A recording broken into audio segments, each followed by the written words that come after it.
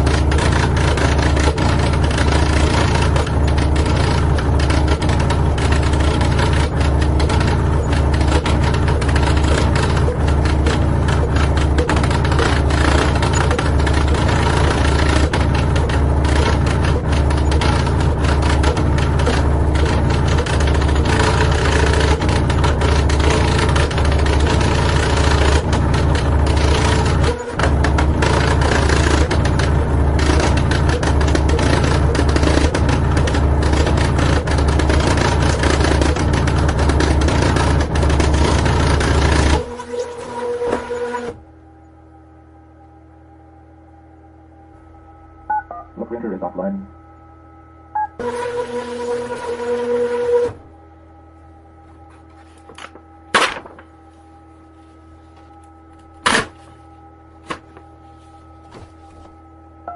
Now resetting the carriage to the home position.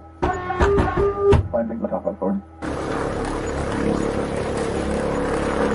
Now setting the top of phone offset. The printer is online.